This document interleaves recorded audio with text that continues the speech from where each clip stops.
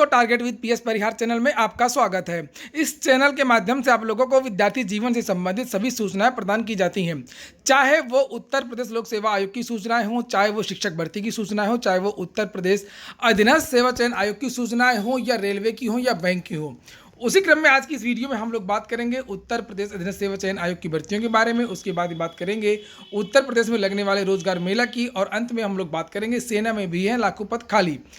तो वीडियो जल्दी से लाइक करते हैं, शेयर करते हैं। जिन छात्रों ने चैनल को अभी भी सब्सक्राइब ना किया हो तो जल्दी से सब्सक्राइब कर लें, ताकि आप लोगों को भी इसी तरीके की ऑथेंटिक अपडेट्स मिलती रहे। आगे बढ़ने से पहले एक और जरूर सूचना है, अगर आप लोग उत्तर प्रदेश अधीनस्थ सेवा चयन आयोग की भर्ती पीईटी की तैयारी कर रहे हैं तो आप लोग चक्षु प्रकाशन की पुस्तक ले सकते हैं। सभी जितनी भी कापी किताब की दुकानें हैं वहाँ पर किताब मिल जाती है, और अगर वहाँ पर ना मिले तो आप लोग ऑनलाइन भी मंगवा सकते हैं। उसकी जो लिंक है मैं डिस्क्रिप्शन बॉक्स में दे दूंगा।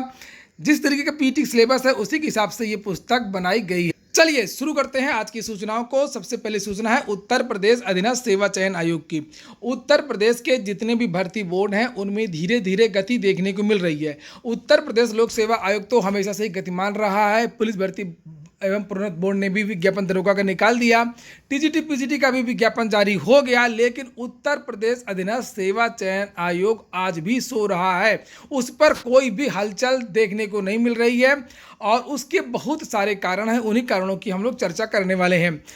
पहली बात तो ये है कि यूपी ट्रिपल एससी में सबसे ज़्यादा भर्तियों के विज्ञापन और सबसे ज़्यादा भर्तियों को पूरा करने की जिम्मेदारी है।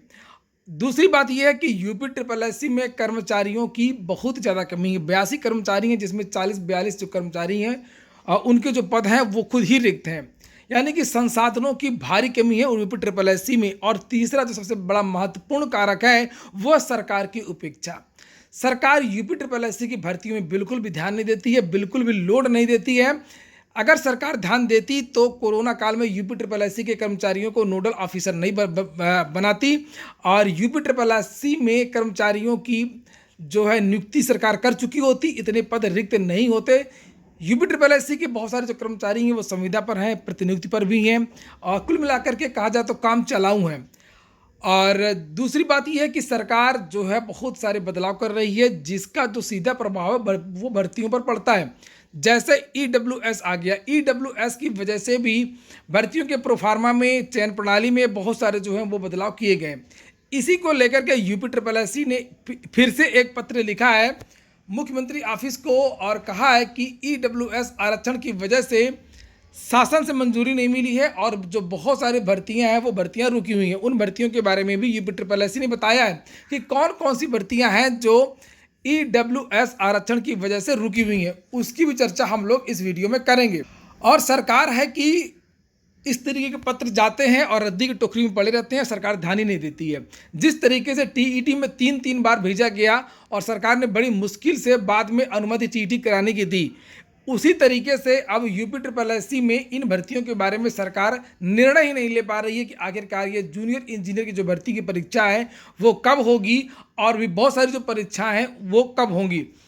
यहाँ पर देखिए ये जो पत्र भेजा गया है, प्रेषक है उप सचिव उत्तर प्रदेश अधीनस्थ सेवा चयन आयोग, पिकअप भवन, तृतीय तल, गोमती नगर, लखनऊ।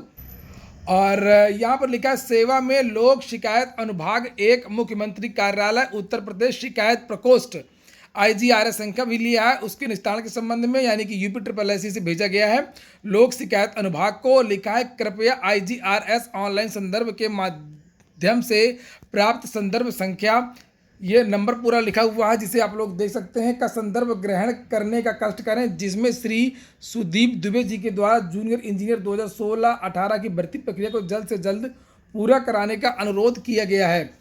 नीचे लिखा है कि उक्त के क्रम में संबंधित अनुभाग से प्राप्त आख्या के क्रम में अवगत कराना है कि उत्तर प्रदेश शासन के विधायी अनुभाग 1 की अधिसूचना संख्या 1577-79, ये नंबर पूरा यहाँ पर लिखा हुआ है। और लिखा है कि इतने जो विज्ञापन हैं वो ईडब्ल्यूएस की वजह से प्रभावित हो रहे हैं। इनके यहाँ पर नंबर भी लिखे हैं, जैसे 23 परीक्षा 2016 दिनांक 7/11/2016, ये देखिए, ये देखिए, ये देखिए, ये देखिए, इसमें लोअर को भी लपेट दिया है। तो इतनी सारी जो भर्तियां हैं वो ईडब्ल्यूएस की वजह से रुकी हुई हैं, क्योंकि कुछ की परीक्षा हो चुकी है, कुछ का प्रारूप तय हो चुका है, कुछ की परीक्षा तिथि तय हो चुकी है। समझ में ये नहीं आता है कि किस में लागू करें, किस में लागू ना करें। शासन की कोई स्पष्ट नीति भी नहीं है। चूंकि जिन भर्तियों का पेपर हो चुका है उसमें तो ईडब्ल्यूएस का कोई लफड़ा होना ही नहीं चाहिए। क्योंकि जैसे लोअर का प्री परीक्षा हो चुकी है उसमें भी ईडब्ल्यूएस का कोई लफड़ा नहीं होना चाहिए। हालांकि जानकारी ये मिली है कि जो लोअर इत्यादि की परीक्षाएं हैं उसमें शायद सैद्धांतिक जो सहमति है वो बन गई है, शासन ने अनुमति दे दी है। और लेकिन बहुत सारी ऐसी परीक्षाएं हैं, बहुत सारी ऐसी भर्तियां हैं जो ईडब्ल्यूएस के बारे में निर्णय ही नहीं ले पा रही हैं। खास तौर से जूनियर इंजीनियर इत्यादि और टेक्निकल ग्रेड की जो भर्तियां हैं उसमें। और उसी के बारे में यहाँ पर नीचे लिखा है कि उक्त के दृष्टिगत आयोग के अर्थशास्त्रीय पत्र संख्या, ये लिखा हुआ है, उत्तर प्रदेश शासन से मार्गदर्शन मांगा गया है। बता दिया कि किस लिए भर्तियां रुकी हुई हैं। अतः शासन से मार्गदर्शन प्राप्त होने पर उपयुक्त विज्ञापनों पर आगे की कार्रवाई की जाएगी। विज्ञापन संख्या ये लिखा है 2016-18, जिसके बारे में शिकायत की गई थी, जिसके बारे में पूछा गया था, में प्रकाशित जूनियर इंजीनियर के पद उपयुक्त विज्ञापनों में शामिल हैं। तदनुसार प्रकरण निक्षेपित व विलोपित करने का कष्ट करें। तो इतनी भर्तियों के बारे में यूपी ट्रिपल एससी ने बताया है कि आखिरकार इन भर्तियों में हम निर्णय क्यों नहीं कर पा रहे हैं।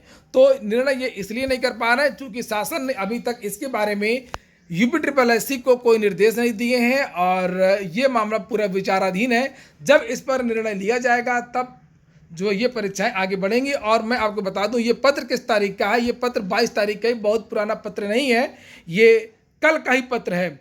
तो अगली सूचना है कि इस तारीख को उत्तर प्रदेश में रोजगार में उत्तर प्रदेश के सभी 822 ब्लॉकों में 24 मार्च को रोजगार मेला का आयोजन किया जाएगा। आधिकारिक सूत्रों ने सोमवार को बताया कि सेवा योजन विभाग और जिला प्रशासन के सहयोग से 24 मार्च को शहरी और ग्रामीण इलाकों में लगाए जाने वाले रोजगार मेले में युवाओं को रोजगार मिले, इसकी पुख्ता तैयारी की गई है। इसके तहत हर एक ब्लॉक में कम से कम 100 लोगों को उस दिन रोजगार मिले, इसका लक्ष्य रखा गया है। यानी कि एक दिन में 82,000 युवाओं को रोजगार मुहैया कराने का प्रयास है। इस मेले में स्थानीय एवं प्रवासी श्रमिकों को सुरक्षा योजना की जानकारी देने के साथ साथ उनका रजिस्ट्रेशन करने और उन्हें आयुष्मान योजना के तहत कार्ड भी दिया जाएगा। गौरतलब है कि राज्य की सत्ता पर काबिज होने के तत्काल बाद मुख्यमंत्री योगी आदित्यनाथ ने युवाओं को, बेरोजगारों को रोजगार मुहैया कराने के लिए रोजगार मेले आयोजित करने शुरू किए थे, जिसके तहत 1 अप्रैल 2017 से 23 फरवरी 2021 तक कुल 2,791 मेले आयोजित किए गए।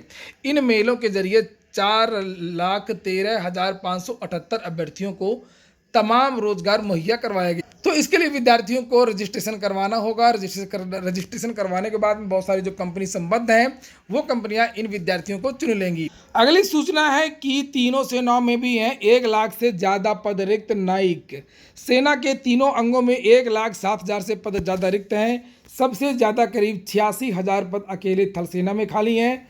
राज्यसभा में रक्षा मंत्री श्रीपद नाइक ने एक सवाल का जवाब देते हुए कहा कि जूनियर कमीशन अधिकारियों व अन्य रैंक के 79,349 पद खाली हैं, जबकि अधिकारियों के 6,975 पद रिक्त हैं। नौसेना में अधिकारियों के स्वीकृत पदों के मुकाबले 1,044 पद, जबकि नाविक एवं अन्य रैंक में 12,317 पद खाली हैं। भारतीय वायुसेना में अधिकारियों के रिक्त पदों की संख्या 589 है, जबकि एयरमैन के खाली पदों की संख्या 7,231 है। तो मतलब केवल एजुकेशन में ही नहीं, सभी विभागों में बहुत सारे पद रिक्त हैं। सरकार चाहे तो इन सभी पदों पर सीधी भर्तियां करके बहुत सारे छात्रों को रोजगार दे सकती है। तो ठीक है दोस्तों, ये हो गया आज का वीडियो। अगर आपको अच्छा लगा हो तो लाइक कर दें। जिन छात्रों ने चैनल को अभी भी सब्सक्राइब ना किया हो तो जल्दी से सब्सक्राइब कर लें।